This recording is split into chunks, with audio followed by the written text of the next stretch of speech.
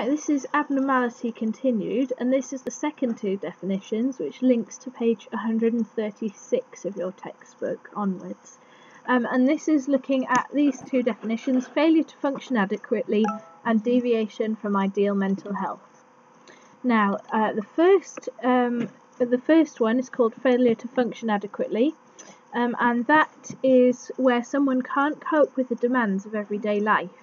So we talk about the fact that they can't function adequately. They can't cope with the demands of everyday life that they need to do. So, for example, if we think about nutrition and hygiene, like someone with an eating disorder might not be eating at all, that's nutrition.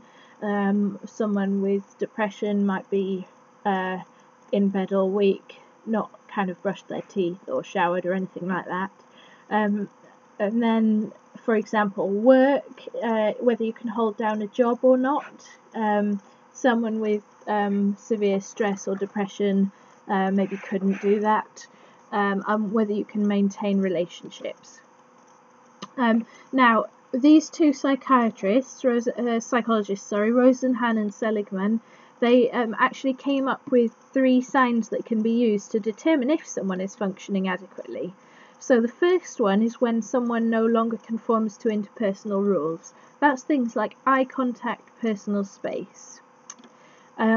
If someone is in quite severe distress, that can be another sign that they're not functioning adequately. That you would expect, if they're functioning adequately, for them not to be constantly in distress. And the last criteria that they came up with is whether their behaviour is irrational or dangerous. That could be to themselves or others. So that's failure to function adequately. Here's the evaluation. So the strengths are that it does attempt to include the subjective experience of the individual, which is an important thing actually. If you think about the statistical deviation, that could be completely ignoring that person's experience. Actually, if someone does have a very low IQ, but they're functioning adequately, like they're managing to cope with the demands of everyday life, there's no need to label them. So, weaknesses then, it's actually very difficult to discriminate between this definition and deviation from social norms. If you think about them, they're quite similar. And if someone's not functioning adequately, that might mean that they're deviating from several social norms. So the two overlap a little bit, which makes it difficult to distinguish. The second weakness is that a psychologist at some point has to make what is quite a subjective judgment. How do you judge whether someone is distressed or not? And kind of distressed badly enough to be classed as mentally ill. Like how do you judge that about somebody else? That is subjective. It's not an easy judgment to make. And the last weakness is that, as we discussed before, it can be really unhelpful to label people. So if they're just because they're, for example, let's imagine someone's parent dies. Yes, they're probably then going to be in distress. They're probably going to struggle to function adequately for a little while. Whether it's helpful at that point to give them a label of depression, that then maybe future employers might discriminate against them. Actually, it's quite normal in some situations to fail to function adequately. So that's another issue with that particular definition. Right, deviation from ideal mental health then. This is our fourth definition, and this is slightly different to the others because instead of trying to say what's abnormal, like not being able to function properly or not being the same as everyone else in terms of statistics, instead we define what's normal, and then anyone who doesn't fit with that ideal could be classed as abnormal or mentally ill. So this is Jahoda came up with some basically a nice comprehensive list of things that define what is normal, because it's equally difficult to define normal as abnormal, but he's had quite a good go. So let's have a look. So they've got no symptoms of distress. People who are normal are rational and they perceive themselves accurately. They self-actualize. That means they can like reach their potential. So if, for example, someone would be failing to fulfill their potential because they because of stress, for example, then that would take them out of the definition of normal. They could maybe be ill. People who are normal can cope with stress. People who are normal have a realistic view of the world. They have good self-esteem and they lack guilt, and they are independent of other people. They can successfully work, love, and enjoy leisure. Now, it'll be interesting to see what you think of this list when we get to the lesson, because it's quite a high standard. We'll talk about that in evaluation.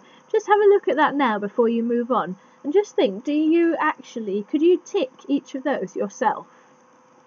There's a question. Because if not, you could be considered abnormal, possibly mentally ill, under this definition. Right, evaluation then. So the strengths are that it's a really nice comprehensive definition, and it does cover most of the reasons someone would seek help. For example, if we go back, if someone can't cope with stress, or if someone is distressed, they might seek help. If someone has got really poor self-esteem, that might be holding them back, like they might not have confidence, they might then not be achieving their potential at work or whatever. So it's quite a nice comprehensive definition that does cover most of the reasons. And it does also make it clear to people how they could benefit from treatment. Actually, psychological well-being is important, and this helps to make us aware of kind of the benefits of counselling. Maybe if you are someone, for example, that is constantly guilty, actually it could be a really good thing and really help you in your life if you were able to let go of that constant weight of guilt that you were carrying around with you. So that's a potentially really good thing based around that list of symptoms. Then weaknesses, on the other hand, again, we've got our good old friend cultural relativism.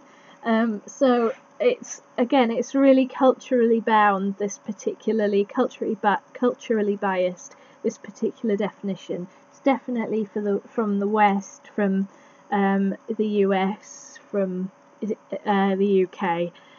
So, for example, in other cultures, there would not be such an emphasis on a personal achievement, like me doing well. It would be more, that would be thought of as more abnormal, because they, for example, China, have got more of an emphasis on like the family group and that sort of thing. And then the last weakness is that it's got an unrealistically high standard for mental health. And this is what I touched on before. With that list, actually, if you look at this, most of us would not be able to tick every single one on here. Great if you can, brilliant, but it is a really high standard. And actually that could be a good thing. You could argue that most people being abnormal is actually a good thing rather than a bad thing.